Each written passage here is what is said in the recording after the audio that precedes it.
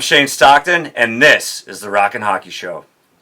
I'm Haley Wynn with the U.S. Olympic Women's National Team, and this is the Rockin' Hockey Show. Get them sticks down and get the pucks to the net. This is Keith Robert War, and you're watching Rockin' Hockey.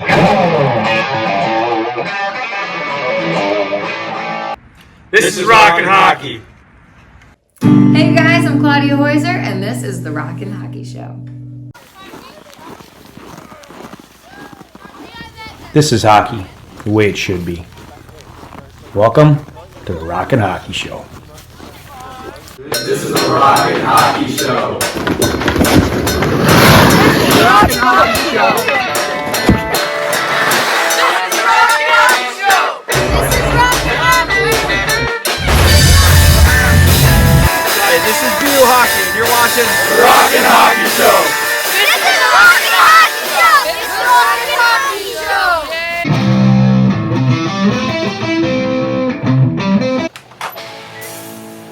Hey, what's up, rockers and hockers? This is the Rockin' Hockey Show, where great hockey content and kick music collide. I'm Maxie. This is your first time tuning in. Polish up that Gordie Howe elbow and smash that subscribe button. This is the show where we talk hockey from youth hockey up to the NHL and the NHL back down to youth hockey and everything in between. You want skill development? This is the best skill development on the planet, hands down. Whether it's back in the ODR, in the garage, or at the rink, the skill development sessions on this show do not get any more detailed or better. Don't forget to check out our podcast, The Rockin' Hockey Show, where you can listen anywhere. You don't have to be watching us. You don't have to be at your desk. You can be walking around, riding your bike, driving in your car, sitting on the toilet. Listen to the Rockin' Hockey Show podcast. If you want Rockin' Hockey merch, check it out on Etsy.com. I want to thank Shane Stockton being on the last show. Man, what a great interview. Shane gave him lessons when he was about this tall. Now he's about this tall.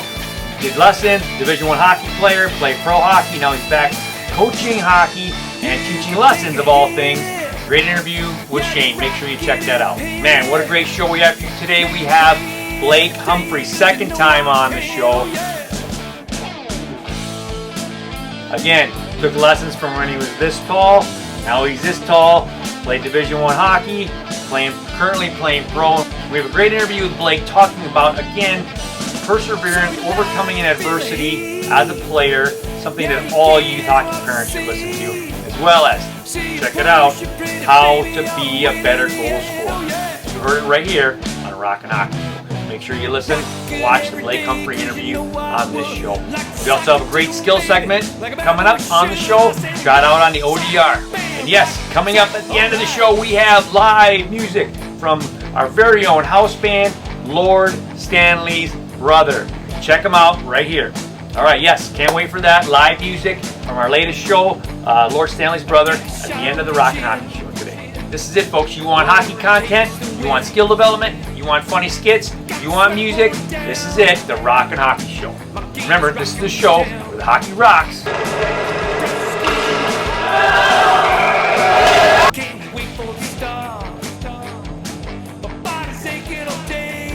And the music sucks. Take it away, Lord Stanley's Brother.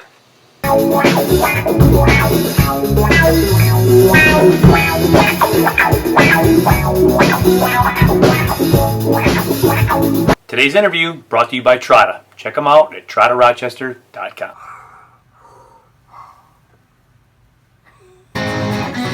It's the Rockin' Hockey Show! In the Rockin' Hockey Lair with us right now, we have none other than Blake Humphrey, who's checking out pictures of when he was about 10 years old over there. There might be one hiding. Don't sit on your glasses. Oh, yeah. Blake, come on in, buddy. Thank you. How are you, man? How are you? Oh, you took your shoes off. You didn't have to do that, but thanks anyway. No worries. Wow. What do you think of that picture over there? That's great. I haven't seen that in a long time. I actually have a picture. Your dad sent me a really nice picture of you playing pro. And I wanted to print it, knowing that we were going to shoot this show, and I forgot. So I will do that and bring it to the rink. There you go. Bring it to the rink, so have you sign it. So Blake Humphrey with us. Blake is a longtime lesson customer. He played several years of junior hockey, 4 years of college hockey, Division I, and now playing pro hockey. Joining us here in a Rockin' Hockey Lair. Blake, what's going on, man? Not much. Thanks for having me. I'm glad to be here. So Somebody woke me up. Well, you told me we got to do it early because you're going over to the rink to start. So are you already back training again, or were you just kind of just having some fun, or do you miss being on the ice, or what do you got going on right now? Yeah, it's kind of funny. It seems like every year when the season starts to wrap up, I like tell myself and look forward to like getting a break, and then after like 2 days, I get bored. I want to get back on the ice. 2 days, his dad's like, you got to get out of the house. 2 whole days. Wow. All right. Well, now, what I witnessed wasn't a lot of training going on. It was more of humiliating his younger brother. I was gonna say, there was a out lot. There with you? There was a lot of that going on. There was actually a good group the other day. Like it was some boys. There was you had you had the Potsdam goalie. Yep, and then the Cranston brothers. Oh, Luch. Was it Luch or no? Oh, all right. Oh, it's Pernals. Yeah. Yep. So he was out there, and then you had a good group there. So yeah, it's been nice. We've had a couple of guys kind of hop out on the ice. Start a little early before. So it's not necessarily training; it's just more of a fun pickup skate. It's more of like a lot of like little like skills, like wall pickups, in tight scoring. Like we're not usually kind of grinding ourselves too bad out there. So yeah, that's kind of what we've been focusing on. Well, 2 thoughts. One is you mentioned wall pickups. Now I see people doing that all the time now. Is that something that you work on a lot? Like in college, did you work on that? Pro, do you work on that? Or is that something you do individually? But I see a lot of other coaches and stuff doing a lot of wall pickups these days. When I can say I played my entire career for about 150 years and never worked on a wall pickup once. Yes, I know it is. It's definitely like I guess a new age kind of thing. It's what everyone's working on now. It's if you watch, I guess the main guy everyone talks about is Kucherov. Yeah, I was just going to say, I've heard Kucherov does that all the time. And but, he's so good at being able to get it off the wall and then make a play instantly. And it's any kind of advantage you can get. So if that's something you can become kind of elite at, you just give yourself more time. Well, listen, I don't disagree with that, but I'm usually standing in the middle of the ice somewhere, and I let my wingers go get the puck off the wall, and then they pass it to me. That's kind of my philosophy on that. Mine's the complete opposite. The wall literally holds me up, not picks me up. RJ's like, he's got his arm on the wall. Oh, the puck's right here. Shit, I got to get the puck off. I'm so tired. Like So again, on the next thought I had before we get into some topics here, you mentioned you're playing kind of a fun pickup skate with the guys, and I was just talking with my kids the other day, but about roller. I said, do you guys need new roller blades? Will you use them? I'm not going to buy them if they're going to sit there because I said, when I was your age, we would take time off, but we would just get a bunch of guys together and go play roller hockey on a tennis court somewhere, and we'd do it at least once a week, and that was a blast. Yeah. It was so much fun to go do that. We didn't have the ice available like we do now, like I have it and you have it, but we would play roller hockey, and it was just it was a fun way to practice. And I just thought it was a neat thing. So I'm glad that you're back on the ice, but hopefully just having some fun there and not pressuring yourself too much because I think everybody does need a little bit of time off. So. Definitely. Yep. Awesome. So let's jump right into it. Actually, Arj, before we jump into it, you ripped on my bucket hat, but I have my Rockin' Hockey sandals on. I saw those. I have my Rockin' Hockey sweatshirt on. I have my Rockin' Hockey hat on, and you didn't comment on any of that stuff. One of those during your show. That's all I'm saying. Not one. All right. It's okay. All right, so Blake's playing pro hockey now. Let's talk a little bit about that. How is it fun? Are you enjoying it? Do you feel like you've made it? Tell us a little bit about your pro hockey experience so far. Yeah, it was kind of a crazy year for me, I guess. Obviously, joining pro halfway through this season, and definitely, I enjoyed it. I had a great year. It was cool to get the experience and kind of, I guess, that part of my life started. And but yeah, I'm enjoying it. It was Fayetteville was definitely a nice change of pace in terms of being in the South and the weather, kind of exactly what it's like being down there. And I was in two places that had great kind of fan bases. So that was cool being there, and then ending the year in Greensboro. So, but yeah, overall I loved it there. I've talked about this with a few other guests, but I loved pro hockey. Yeah. Because it was so free flowing. Practices were like 45 minutes. I don't think we ever did a sprint. Exactly. But I had the ability to be creative. Where coming out of college hockey, where it was so strict, so rigid, practice 5 days a week.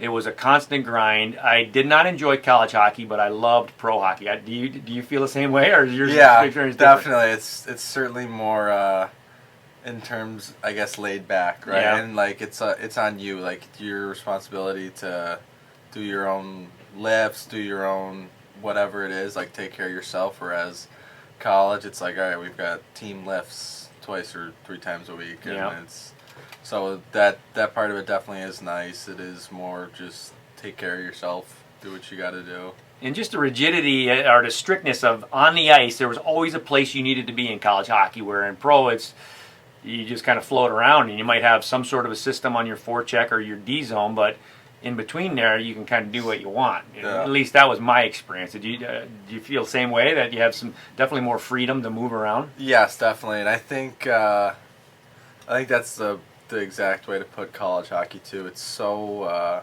structured, so rigid, because everyone, it is competitive, and you don't want to lose your spot, right? And guys are so I would say college hockey is just so like aggressive, right? Like everyone is going 100%, finishing every check, right? Like you're in the right spots all the time, and almost to the point where you robotic. Yes, that's a good way to put it. Like you're never even really looking to make plays. You're just looking not to make a mistake, so that can kind of cause some guys to kind of lose their identity as players. So, but definitely, I think, especially being able to see it for just about a full year, I liked my first year of pro.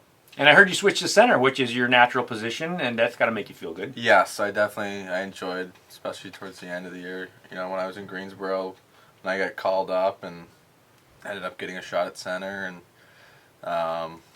it was kind of odd because I hadn't played center and basically since juniors, but I kind of felt comfortable right away. It's nice being off the wall, and like you said, having your wingers do the work, pick those pucks off the wall. It's not my responsibility. Amen to that. Amen to that. So I just want to touch on this, Blake, because we've talked about it in the last couple of shows about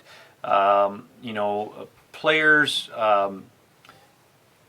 ups and downs through their career, how they managed it. Coaches, are they helping? Are they not helping? And you've had an interesting career, and we don't have to hash out the details, but your perseverance, I think, has been the key through all this, is your ability to get through some, I don't know if I'm going to call them tough times, I'll let you say that, but it just your ability to get through stuff that maybe not was exactly what you wanted. You found a way to get through it, and now you're thriving at what you ultimately wanted to do in the first place. So what are your thoughts on, like I said, your perseverance and maybe some mental things or physical things that you did as a player that young kids and parents watching this can say, oh my God, my son's going through the same thing, even though it's on a different level. How do I get through those tough times? Yeah. Well, I think obviously everyone draws it up. I'm going to go play juniors, play college, go play in the NHL. Right? That's how everyone expects it to go. But RJ's plan is still in the lower part of that, but it's getting there. It's getting there. Just as a FOGO, face-off specialist, win a draw and go right to the bench. That's all I do.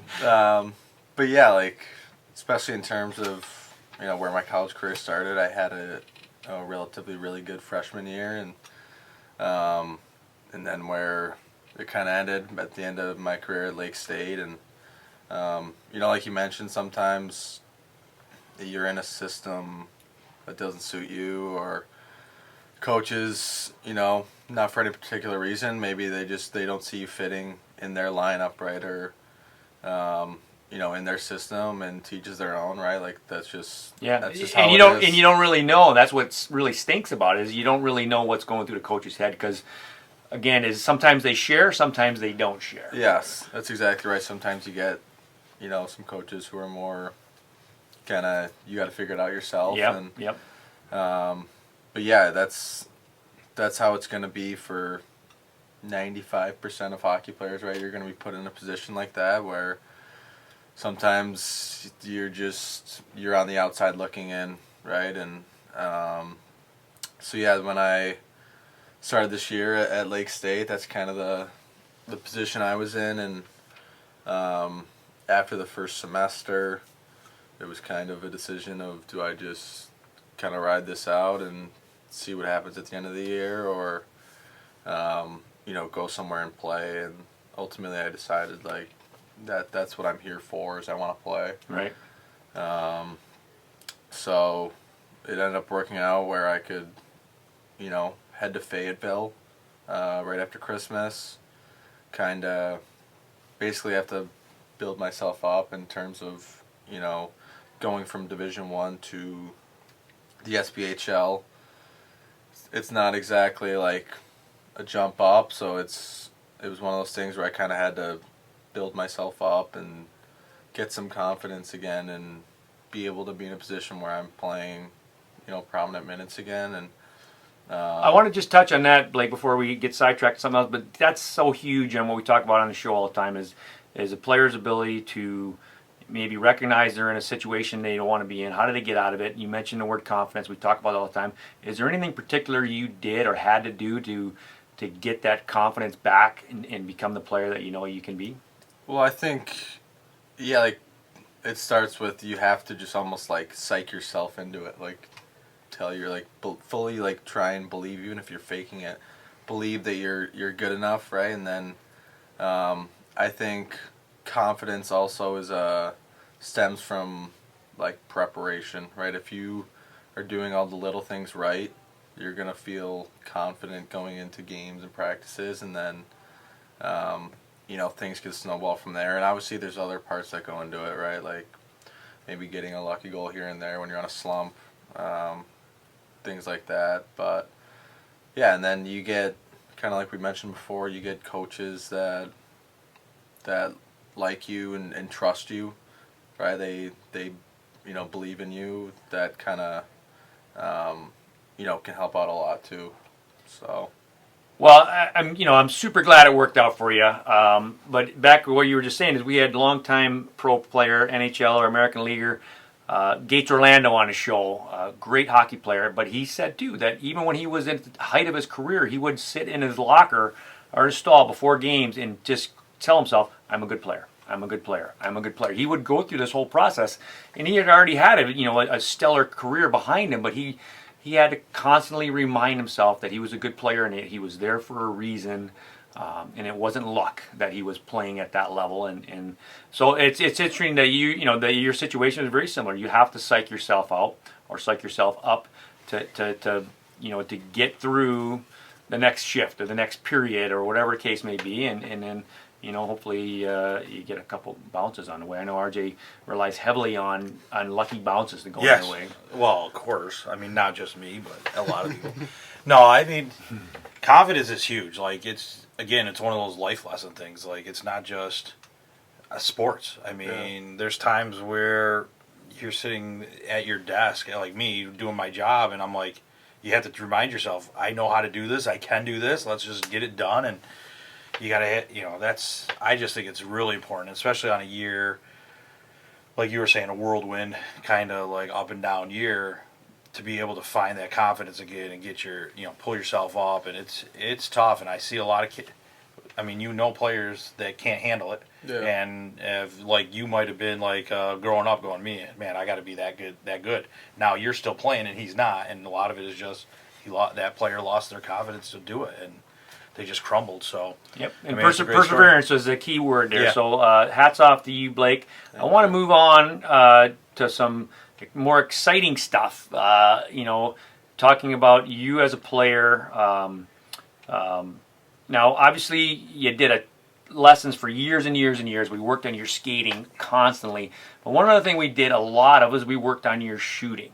Okay, and so I wanted to talk to you a little bit about your mindset as a shooter and, more importantly, a goal scorer, and how you have developed that over the years from youth hockey when we would constantly work on your Messier over and over and over again, and one-timers to your development through juniors and college of becoming not only a great shooter, but you're a good goal scorer besides that. Because I tell people there's a difference between shooting and scoring. Yep. A lot of players can rip the puck, but it doesn't make them a good goal scorer. Being able to shoot it on time or have some deception in your shot, knowing how to beat a goalie, especially when you get to the higher levels and the goalies they're all good and they're all 6'4". How do you get them by them? So let's talk a little bit about your development as a shooter and a goal scorer, and you can kind of start wherever you want on that one. I know it's kind of a general topic, but Yeah, no, like you said, we spent a lot of time working on that Messier shot and just shooting in general, and as I continue to play and I guess climb these levels, it's I guess the biggest misconception I guess you find out is like it doesn't really matter how hard your shot is. It's how quick and deceptive is your release. And can you put it in super small areas. right. But yeah, it's a lot about getting it on and off your stick. Most times if a goalie is square to you, you've got so slim of a chance of beating them, right? It's just so hard. So it's, can you catch it off a pass and get it on and off your stick? Can you get a puck in your feet up to your stick and off quick? Things like that. And then I kind of liked what you said about there's a difference between a shooter and a scorer. And I think a lot of goal scoring comes down to, can you find open ice? Because rarely, if you watch the playoffs right now, and rarely are these goals guys walking in and sniping bar down. Yep. It's someone got lost in front or was able to get a stick on a puck that was heading towards the net, and especially kind of being an undersized guy, it's can you get lost and get away from traffic and then pop in at the right time? Knowing where the puck is going to likely go. That's exactly right. On a rebound situation or on a shot situation. So, instead of standing in the middle, you're standing off to the side because, lots of times rebounds will angle off to the side. Goalies are taught to do that, and their pads are designed to angle a puck away from the net. So, finding those little areas, like you said, where the puck is most likely going to go, I think is a huge thing for players. Definitely. And I find when I start to get into slumps, maybe where I haven't scored in a while, I end up trying to force plays or force shots, and I end up thinking, all right, I got to get to the net, but then I kind of overdo it where I just end up getting tied up. Right? I think it's important to obviously get to the net, but you got to have the right timing too. You got to be able to get in and out of traffic and kind of find open ice. I think that's how a lot of these goals are scored now. It's so hard to beat goalies on straight up shots, and there's obviously the very few exceptions. And Right. Well, a couple notes on that. One is you look at, I joke about this all the time, and don't quote me on my math, but you look at Ovechkin, the greatest goal scorer of all time. If I had to go through every single one of his goals, I would say probably more than 50% that he is not even looking at the net. He is just ripping it. Ripping it quick, and he knows. And his hockey senses and his spidey senses tell him the goalie's most likely going to be on this side, so maybe he's shooting to a side of the net. But probably 50% of his goals, he's just ripping it. Yes. And using his hockey instincts to help him with that, as opposed to, like you said, picking a corner and actually sniping the puck, which the goalies are so well trained nowadays that it's very, very difficult to do. You know what I mean? Yep. What was my other point I wanted to make? So this is one of my pet peeves. So I wanted to get your opinion on this, but I hate it when players miss the net. Okay, I hate it. It's one of my biggest pet peeves, and it's never taught and it's never corrected. This is mostly in youth hockey. Yep. Never corrected.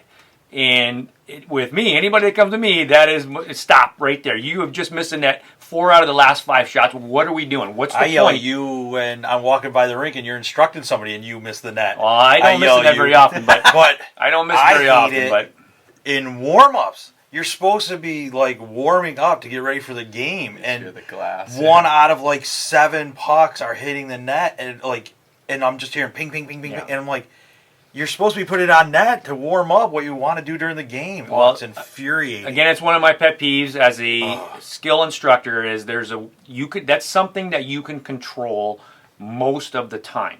Obviously, if you're under pressure and somebody's checking you or moving you, you have to do what you can do. But the rest of the 95% of the time, you can control where your shot goes, and it's a focus thing. But it's a learned trait.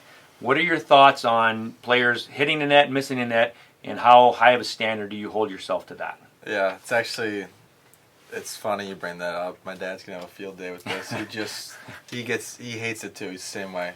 Can't stand when we miss the net. Right? It's a missed opportunity. Yep.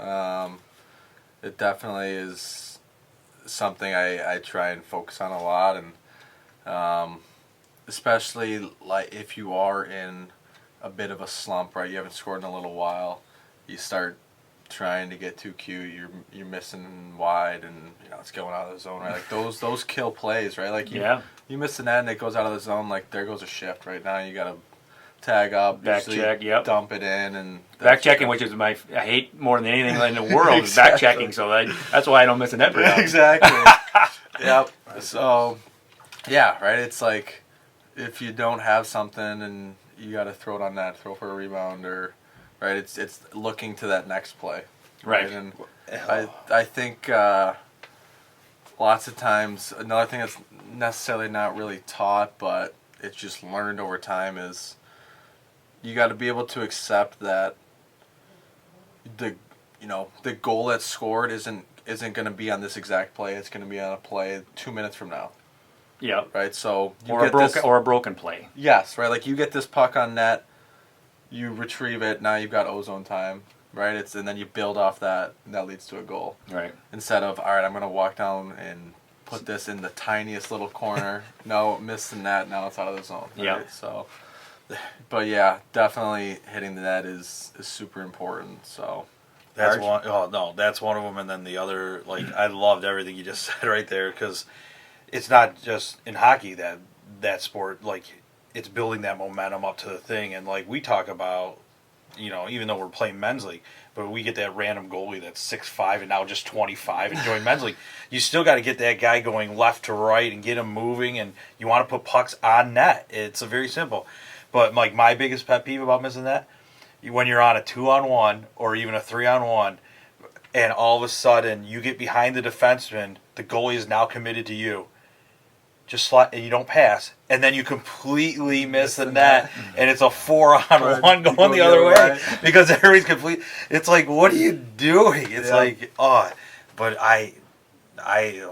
it's so frustrating. I can't even I just change. Yeah. I literally just change. I can be out there for 15 seconds. I'll go right to the bench. Don't want the minus. And most of the time, it's Dave. Well, back to this. It's something that you can control. And what drives me crazy, and I'm not trying to be throwing anybody under the bus here, but I watch coaches practice. I watch other instructors doing drills with a player or 2 players, and they do all this stuff. They're zigzagging or going through cones or one-touching back and forth, give and goes, and then they just go in and take a random shot that misses the net probably 80% of the time, and it's never corrected. Well, what did you just do all that stuff for? You did that because the ultimate goal of this drill is to shoot the puck into the net. Yep. That's the goal of it. So that's when your focus should be at its highest, yet it's always at its lowest. And I say this as a blanket through hockey all over the world, youth hockey, that nobody ever focuses on that. And these kids do these drills, and like I said, you might have 7 dangles and a one-touch pass, and then you completely just randomly shoot it over the net, and it's never corrected. So that really, you can see I'm getting worked up right now thinking about it.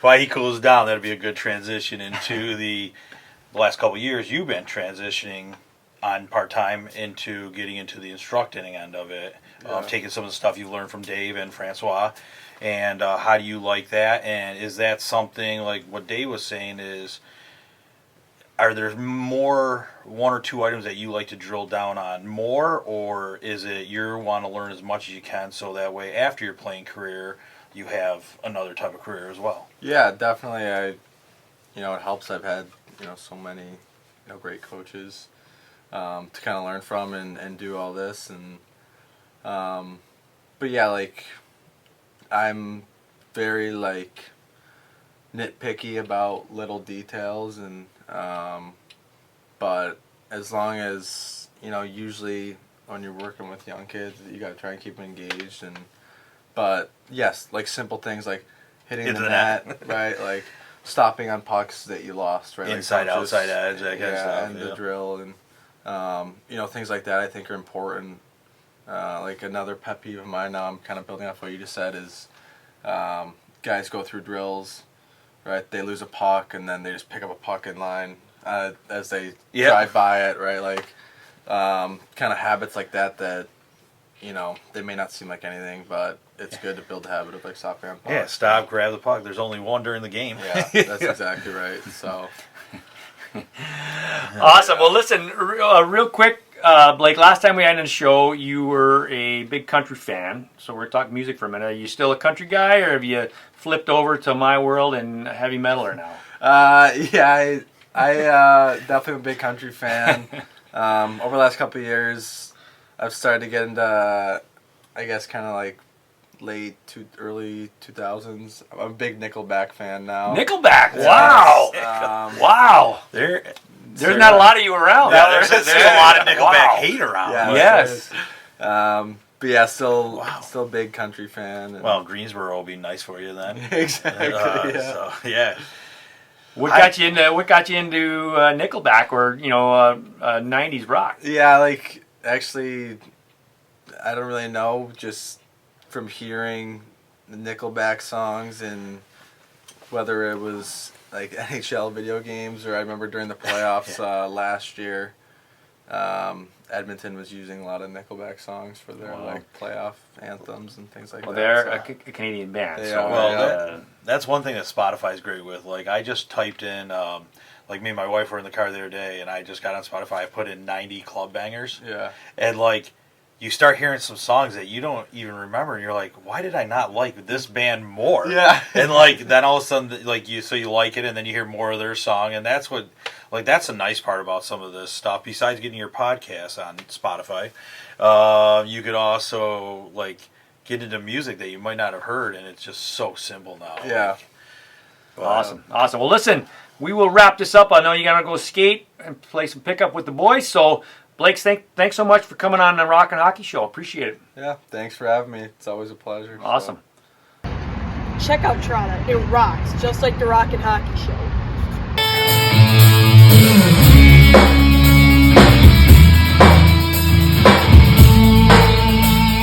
This is the Rock and Hockey Show.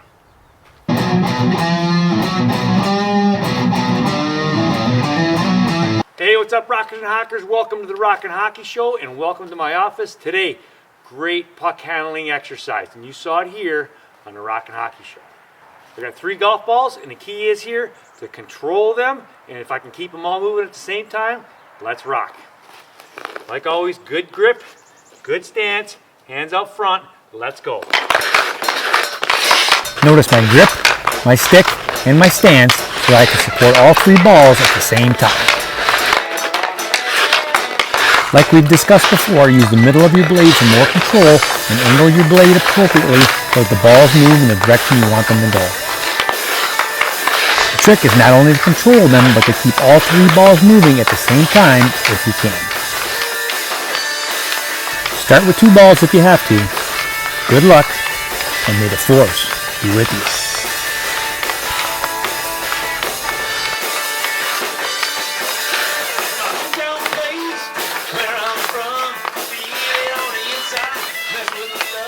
Let's rock. This is Rock and Hockey! Dave Church on the Rock and Hockey Show. Hockey Show from Detroit, Michigan, our Detroit insider, former Division I goaltender, hockey analyst, Dave Church. Churchy, how are you, buddy?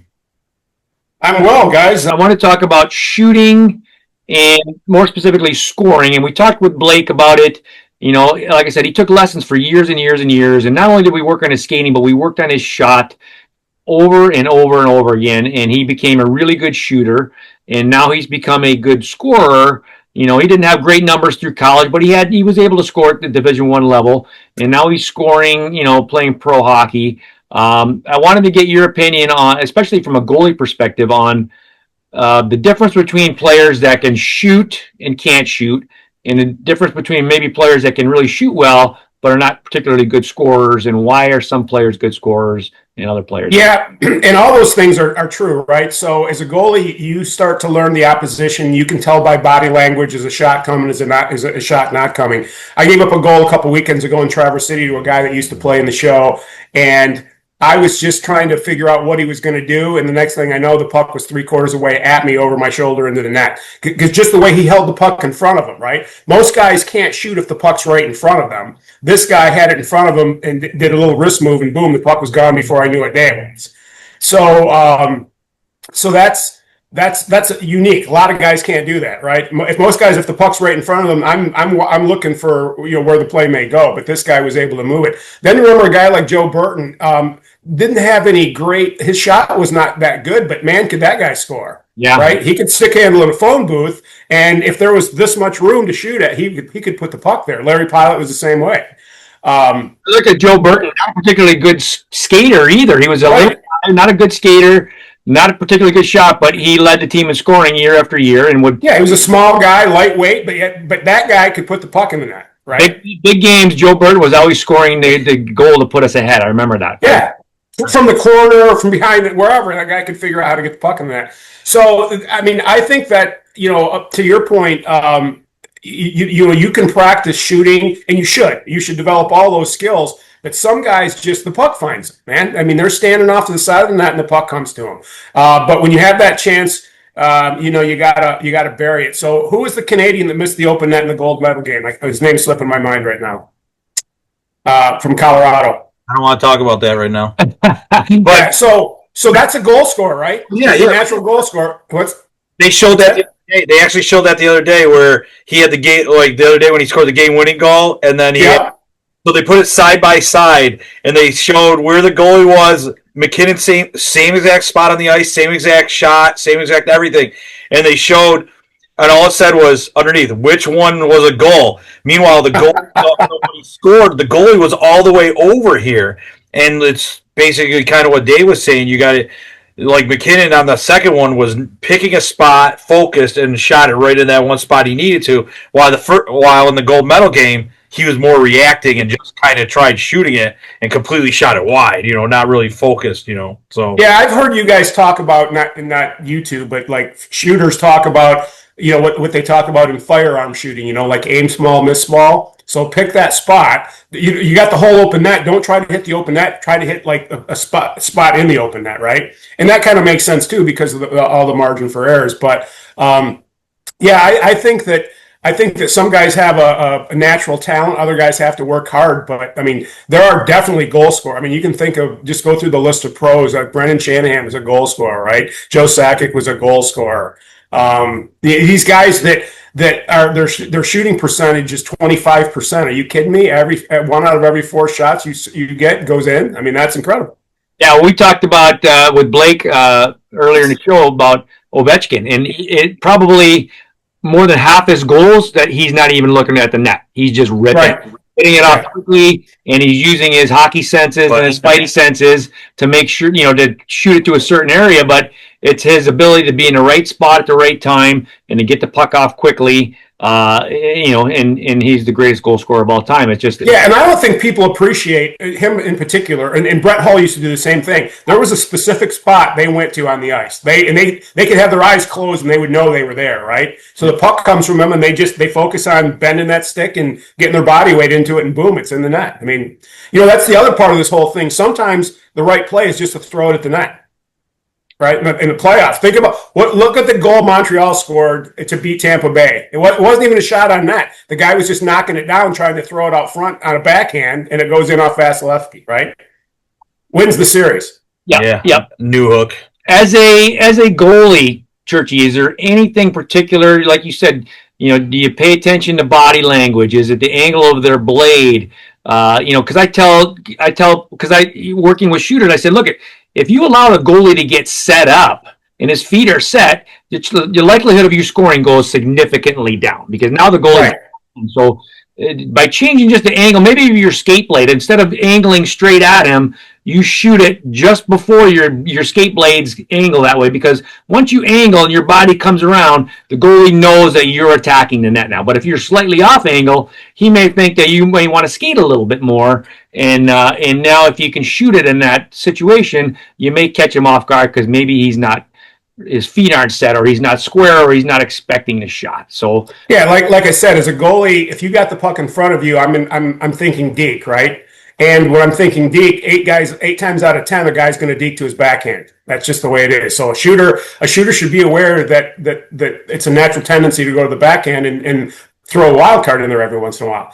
But when you pull the puck to your side, I'm expecting a shot at that point. So you want to get me moving laterally. Either way, you want to get me moving laterally, right? Because that takes away my options. And keep in mind that the amount of space that you have from your eyes perspective is not the same that the puck sees, right? The puck's 3 feet away. So you might not see something that's actually there, right? So if I were you guys, I would be practicing that on breakaways, trying to get a feel for where's that room that on my forehand that the puck sees that I don't see. I'm sure this isn't news to anybody. I mean, I've been a goalie for 50 years, and I'm sure shooters have figured that out too. But that's super important because the younger you are, you don't realize. All you see is what you see. You don't see what the puck sees. Right. 2 things I want to talk about. One is, I was in a lesson yesterday working with a player on angling and the difference between shooting from outside of maybe 15 feet and inside of 15 feet. So I want to come back to that. But one thing that I know I was successful at, and I try to teach players, and I wasn't a natural goal scorer, but I became a pretty good goal scorer, especially later in my career, but it wasn't natural. I had to work hard to do it. But shooting coming out of a fake is a skill that most players aren't very good at. But the key is that the goalie is not ready for that shot, because typically if you're coming out of a fake, you're moving somewhat laterally around the defender. And now the goalie's thinking, okay, that guy's going to probably come around and then, like you said, attack the net now. But if you can shoot it before that, the goalie, lots of times, and even when I was playing pro, I found this, that I would score goals because I would shoot it immediately out of a fake, and the goalie, it would have been back of the net before the goalie even knew what was happening. I just think that's a skill that is unique to players that can score more, score more goals. There's 2 reasons for that. The primary reason is that the goalie, I'm thinking to myself, okay, my defenseman is, so I'm wondering what you're thinking as the shooter, because are you going to use my defenseman as a screen, go between his legs, whatever the case may be. So if you successfully beat him on a move to the outside or the inside, now I'm resetting my brain for a split second. I'm saying, okay, now I got to switch from worrying about a screen or deflection off my guy's stick to what he's going to do. So if you shoot the puck while that thought process is still in my head, advantage you, right? And that I would encourage you to keep going to the net, because not a lot of defensemen do the right thing. And they if you beat him, he should be right on your ass, right? And even if you shoot and you don't beat him, he should be following you to the net, staying between you and I, right? How many goals you see get scored because the defenseman is trying to block pass, forgets that he's got to take the shooter, got to take his body as the puck goes to the net. Right. Happens all the time. And the other thing I wanted to just mention is, is a difference between shooting from maybe 15 feet out or the hash marks, or once you get inside that, the angles all change, because now the far side, especially, if you're a lefty on the left side or a righty on the right side, the puck is so far to the outside that the shooting to the far side of the net becomes almost impossible. You're just going to hit the goalie in the chest, or you're going to shoot it wide and it's going to go wrap around and go out of zone. So once you get inside a certain distance, the short side of the net becomes the go-to place for a good goal scorer. What is, as a goalie, what is your thoughts on that whole process? Because I completely agree because again, goalies are and the guys in the NHL are so good with lateral movement. It might not be as important there, but it is because I think the wider you go outside, regardless of your shot, the more the far side of the net is out of play. Right? It's not there anymore. So what are your choices? Well, my choices are the way the goalies play now, where they go down, it's short side right next to their head, right? How many goals have you seen gone off the goalie's head? Guys are shooting there now on purpose. The other thing, though, that I think is that's not as used as much is throw it low right at his pads. Because on that angle, if he doesn't control the rebound, that puck's going to go to the front of the net. Right. Or hopefully you got numbers. Or again, like that first game against the 2 goals that Tampa Bay gave up to lose Game 7. The first one was a shot on net that Vasilevsky made the save. It bounced off his pillow, hit his defenseman in the foot, and went in. Yeah. Yeah, and that was just because he didn't have a play. So kids today are so good at keeping the puck and cycling it, but it's never a bad play in the playoffs to shoot the puck at the net, right? Never a bad thing. Absolutely. Arch, what's your perspective being the goal scorer that you are?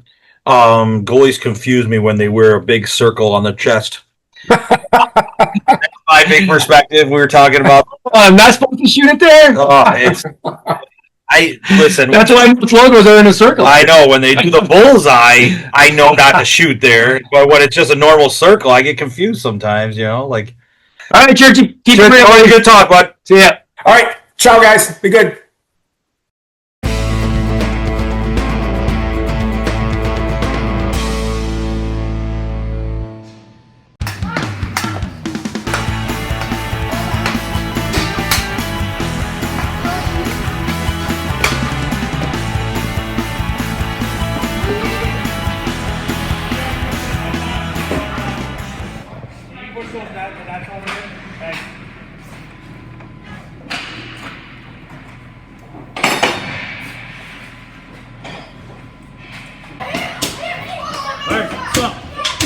Normal stuff, Dave. Normal stuff.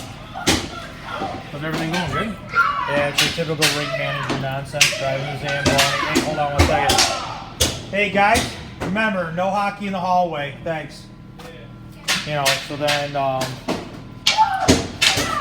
to get out here. Probably like 10:30. Hey, hold on 1 second. Boys, no hockey in the hallway.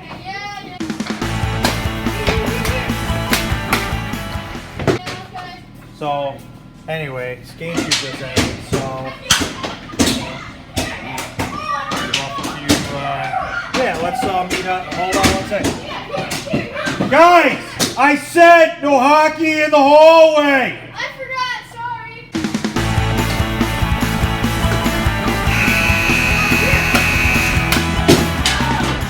So, I'm gonna go in there and cut the ice. I'm gonna get out here and cut the ice. Hold on 1 second. Guys! Enough! I'm going to take you to the flagpole if you don't go and find your parents right now. Let's go! So anyway, it's going to be... Hey, buddy. Hey, guys. I know you're here, mate. What are you going to do? Boys are boys, right? I didn't even know I had to rink today. All right, now live from the TNT Music Festival, Lord Stanley's brother. I was gonna talk to you after the dinner and listen to my voice on my Sarah. Yeah, she'll be a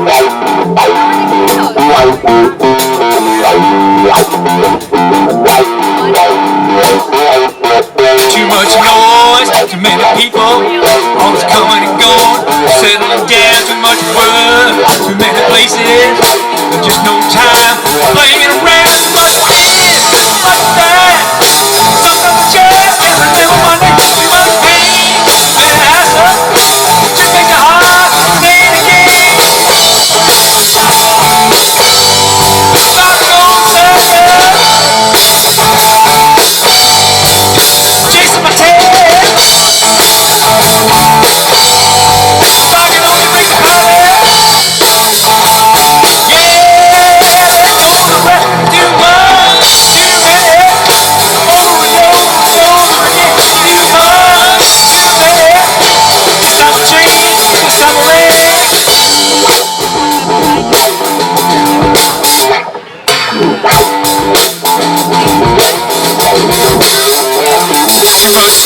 stress, too many problems.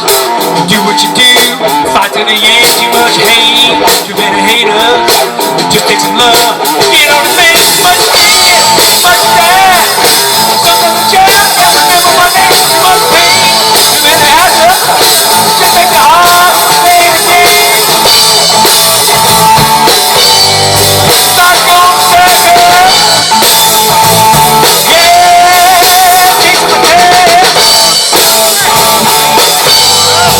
I can only make it better.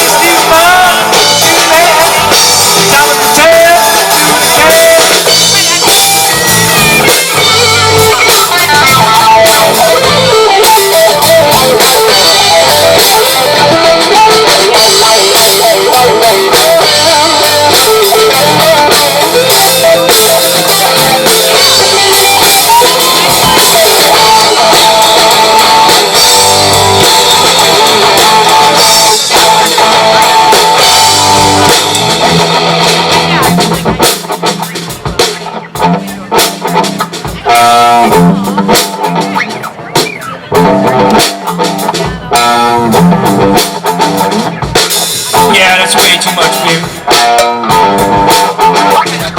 I'm just trying to keep it all together, you know? I think I'm gonna sit back and relax. You go ahead and do that. Bam! Start fucking up the world! Yeah! Don't leave it alone! Break free and change!